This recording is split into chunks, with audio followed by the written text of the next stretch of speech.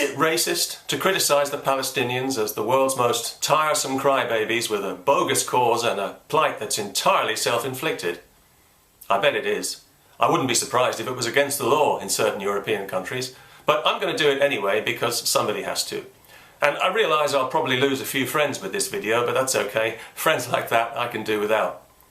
All any of us can do is to tell the truth as we see it. I mean, as we actually see it, and not as we think we're supposed to see it. The worst thing you can do is to see the truth and to tell a lie, and I see the Palestinian cause as a lie designed to exploit Western liberal guilt, like the lie of Islamophobia and the lie of the mythical religion of peace that nobody has ever seen in action. I used to be a lot more critical of Israel, and I used to believe there was a fairly simple two-state solution because I used to believe the Arabs were acting in good faith. I still want to believe that, but the evidence tells me I'd be a fool to believe it. Because I've seen that every concession Israel makes is met with more demands and more excuses not to negotiate. They could have had peace 10 times over if they wanted it, but they don't want peace, they want victory, and they won't be happy till Israel is wiped from the map. A member of Fatah's Central Committee said as much on television recently, but as he said, they keep that to themselves and tell the rest of the world a different story. And as part of that story, the bogus claim for Palestinian statehood is currently passing through the United Nations, and we're all waiting to see what plops out the other end. Not that it really matters, because despite what the Palestinian public relations industry, i.e. the Western media, might tell you, this is not about territory, and it certainly isn't about justice or human rights, because Arab societies don't know the meaning of those words.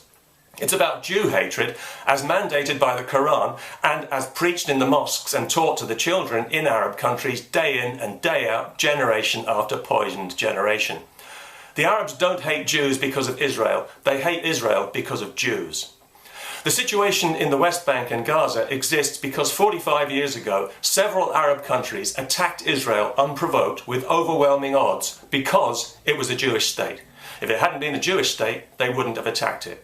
And they attacked with the intention of wiping it from the map and of committing genocide. But they failed because the Jews had a bit more steel in their blood than the Arabs had bargained for. And who could be surprised after what they'd been through, and after seeing how the rest of the world had responded to their plight?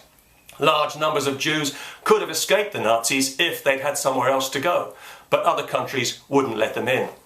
The Mufti of Jerusalem at the time was a friend of Hitler's, and, good Muslim that he was, he approved of the final solution and had plans for his own Holocaust in the Middle East once the Nazis had won the war. So who can blame the Israelis today for defending themselves as if they mean it, when they know they're dealing with people they know they can't trust and who they know hate them enough to want to exterminate them as a people? Anybody else in their situation would behave the same way. I know I would, and I wouldn't apologise for it.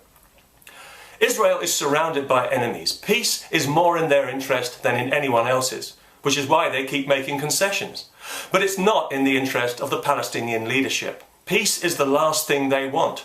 They need to keep the pot boiling. They need to keep their people angry and resentful and hating Jews. Peace would ruin everything because they won't be happy until Israel is wiped from the map and the Jews have been driven into the sea.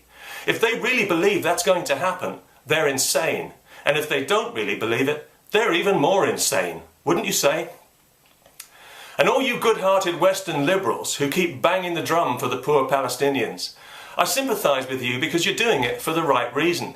But you're being used and exploited, just as the people in the West Bank and Gaza are being exploited by people who have no intention of negotiating peace because they're driven primarily by crude, irrational religious hatred.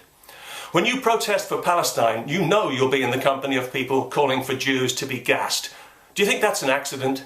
You're dealing with something here beyond politics and beyond reason, something truly ugly that drives a spike through all your cosy left-right assumptions, and your naivety is helping to stoke it like bellows to a fire. The world needs to stop pretending that Palestine is about justice and human rights and have the moral courage to call this thing what it is, to put a stop to this charade, this endless dance around a non-existent negotiating table. We need to do the Arabs a huge favour and tell them the truth they so badly need to hear, that their hatred is the cause of their misery. They become prisoners of it. It has come to define their very identity. And until they can find a way to remove this ugly stain from from their hearts. They'll always be chained to it, and they and their children will never be free, Arab Spring or no Arab Spring. Peace.